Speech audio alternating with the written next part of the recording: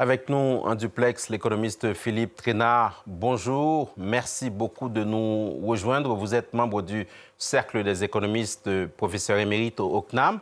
Que vous inspire pour commencer cette nouvelle salve de tarifs douaniers que vient de tirer Donald Trump? Est-ce que vous y voyez clair ou comme beaucoup d'économistes, vous êtes dubitatif? Bonjour, tout d'abord. Tout d'abord, je crois qu'on peut dire, c'est un petit peu le point de vue exprimé par certaines entreprises, comme par Bernard Arnault. On a le commentaire, le pire a été évité, c'est mieux que sous-entendu 30%. Le MEDEF s'est toutefois, et d'autres acteurs, montré beaucoup plus critiques, et voyant plutôt la remontée de 10 à 15%. Je crois qu'il faut tout d'abord souligner que ce sont, du côté de la France et du côté des autres pays, des accords totalement asymétriques.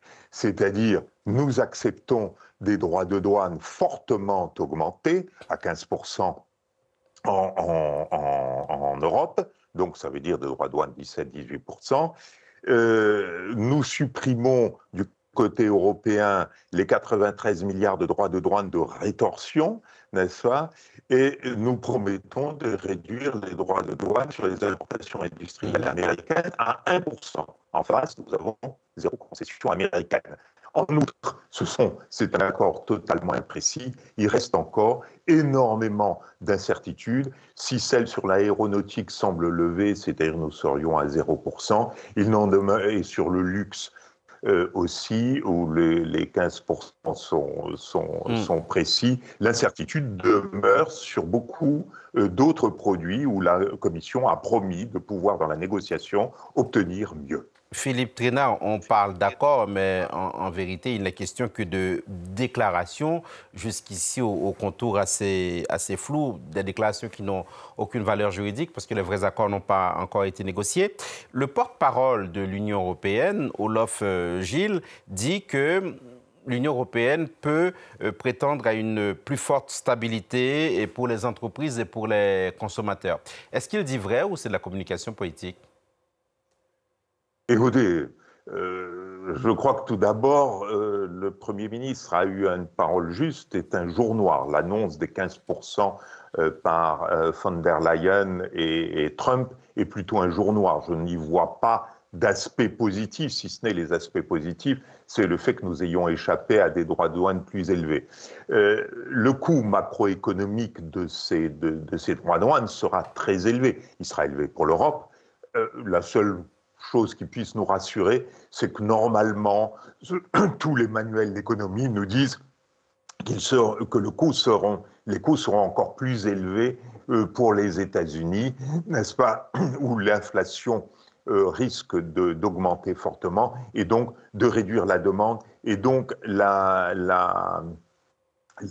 comment dirais-je, la production.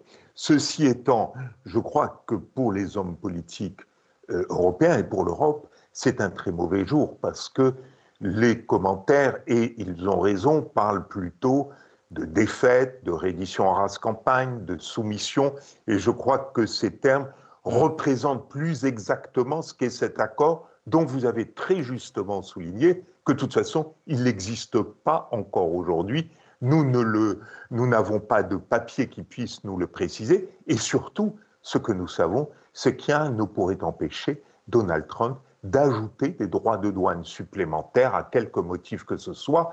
Prenons par exemple celui qui a été évoqué pour le Canada, la reconnaissance de l'État palestinien auquel des pays comme la France, l'Allemagne et l'Angleterre se sont engagés. Par exemple, sur la reconnaissance de la Palestine, Donald Trump dit que ça n'a pas favorisé, ça a même compliqué les relations commerciales avec le Canada.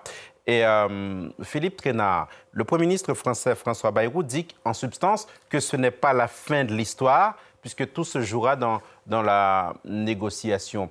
Quelles sont, en ce qui concerne la France, par exemple, les marges de manœuvre par rapport aux États-Unis au sein de l'Union européenne? Écoutez, de ce point de vue, je suis assez peu optimiste parce que l'essentiel, c'était cette première manche de la négociation où nous devions, si possible, négocier le maintien à 10% et nous n'y avons pas réussi. Les États-Unis ont unilatéralement imposé 15%. Maintenant que nous allons parler de produits sectoriels, que ce soit éventuellement de produits agricoles ou de vins ou spiritueux, où on pourrait vouloir obtenir mieux que ce qui semblerait devoir s'imposer aujourd'hui dans la négociation de détail, il est clair que nous sommes mal positionnés, et d'autant plus mal positionnés que ce sont des secteurs où nous savons que les États-Unis ne sont pas prêts à faire des concessions. Donald Trump, Philippe Trainard, ambitionne de restructurer, de remodeler le commerce mondial au bénéfice des salariés américains. Ce sont ses mots. Est-ce qu'il a raison, tout au moins s'agissant de la première partie de la déclaration? Écoutez, de restructurer les relations commerciales internationales, il est en train de le faire en ayant un petit peu jeté le jeu d'échecs qui était joué entre les différents grandes économies dans le cadre de l'OMC. Donc il a au fond jeté un peu par terre tout ce qui était la construction de ces dernières années. Donc de ce point de vue, il a raison. C'est au profit des salariés américains. Là, la question est un petit peu plus complexe.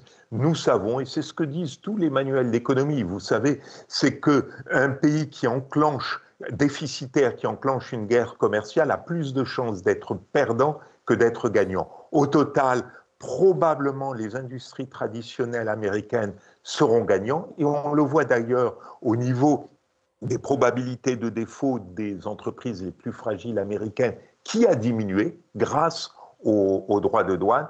Mais en revanche, ceux qui sont les fers de lance, n'est-ce pas, de l'économie américaine et de l'innovation américaine vont être les perdants et très clairement, de façon générale, le consommateur américain va être perdant et va voir son bien-être diminuer. Une dernière question peut-être sur la Chine, dont vous relevez qu'elle a été plus qu'habile dans ses tarifs, dans cette histoire de tarifs douaniers avec les États-Unis. Comment est-ce que vous expliquez ça et sur quoi ça peut déboucher aussi?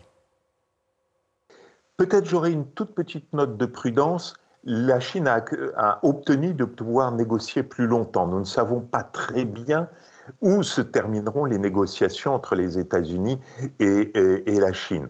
En revanche, ce que nous avons constaté, c'est que la fermeté, la grande fermeté même, et la conscience des intérêts nationaux a plutôt servi la Chine, et je crois que pour l'avenir, ceci doit nous servir de leçon.